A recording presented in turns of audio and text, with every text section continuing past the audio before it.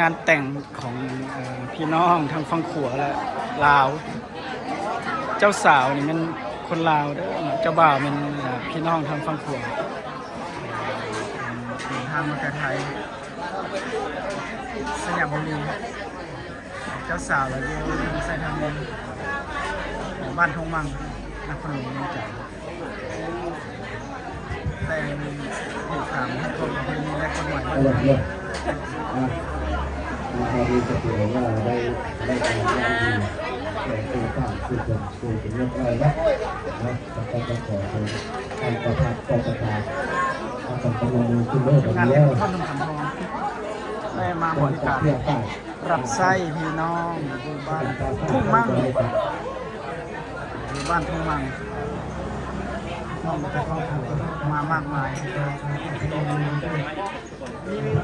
ตอนนี้กำลัง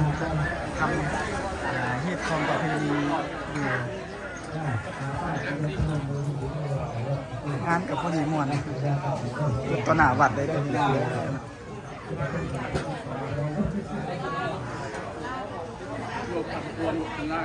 งานเป็นขนม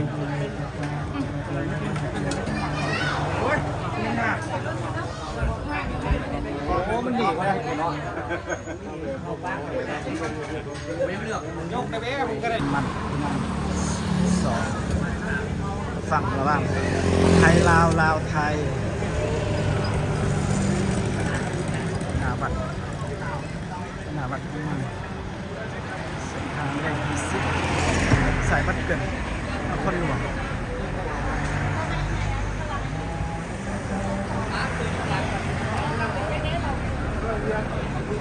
เอาม้วนๆน้ำกันเด้อพี่น้องเราม้วนๆนะครับ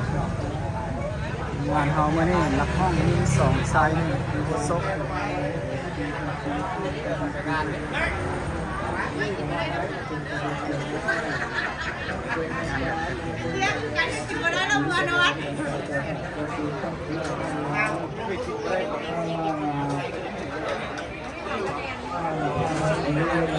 ตอนนี้เป็นกำลังทำพิธีอยู่เป็นของประเพณี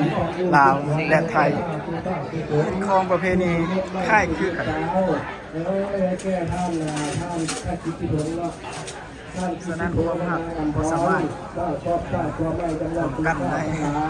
ถึงจะมีแม่น้ำของที่เราบูชาดาวโศกทั้งหลายเป็นมาตกปักปักษามาเบิ่งมาเนี่ยมาติดสักขีพยานกองดีเกี่ยวกับแนวด้วยดวงธรรมที่ก็จะได้มาทานงานให้ก็จะได้มาต้องเวทปัสสักกะสองอย่าได้เกี่ยวกับกระเพาะเจ้ากระตาทั้งหลายทุกคนทุกคนโดยโปรตาเป็น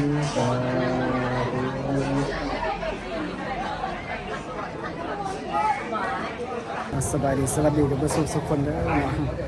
วันนี้งานอยู่บ้านทงมังเป็นงานหมั่นระหว่างพี่น้องไทยลาวไทยเจ้าสาวมันคนลาวเนาะบ้านทงมังเจ้าบ่าวมันพี่น้องทางฝั่งขวาทางฝั่งไทย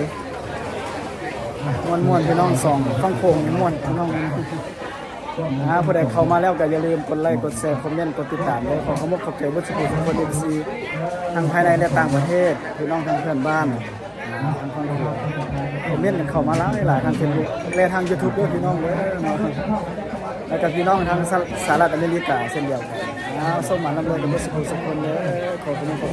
อย่าลืมกดติดตามกดไลค์กดแชร์คอมเมนต์สวัสดี